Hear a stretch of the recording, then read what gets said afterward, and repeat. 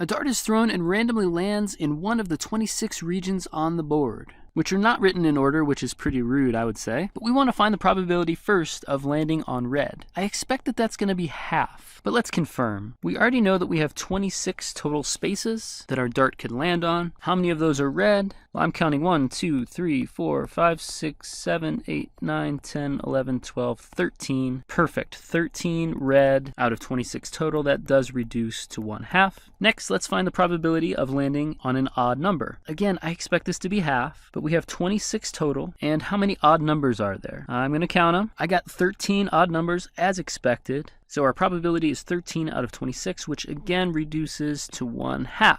Now let's find the probability of landing on a red and landing on an odd number. Now we still have 26 regions total, but we need to know the number of regions that are both red and odd. Okay, let's try it out. In yellow up here, I see 1, 2, 3, 4, 5, 6 regions that are both red and odd numbers. So that was 6 regions out of 26. That does reduce to 3/13, and that is going to be our probability. For the last part of this problem, we're going to find the probability of landing on red or landing on an odd number. This comes from the or and problem video. If you want to watch the lecture about this, I will put a link up on this video that should be popping up right now. But we have a formula for these or problems.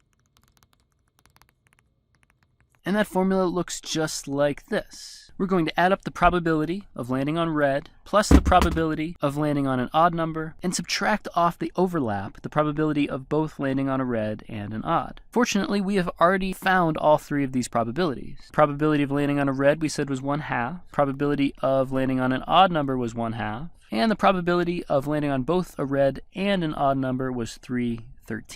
If you like dealing with the fractions by hand, please do. You might notice that 1/2 plus 1/2 is 1, or you might just type this onto your calculator. If you do, you should end up with 10/13 as a final answer, which means, going back to our original dartboard up here, that if you throw a random dart at this board, you have a 10 out of 13 probability of hitting either a red region or an odd number. If you wanted to confirm this manually, you might notice that there are 20 regions that are either red or an odd number. You could count that up if you wanted to. That would give you a probability of 20 out of 26 total regions, and that fraction reduces to 10/13. So that's just a way to double check yourself if you'd like. Okay, I hope that helps. Let's check out the next problem.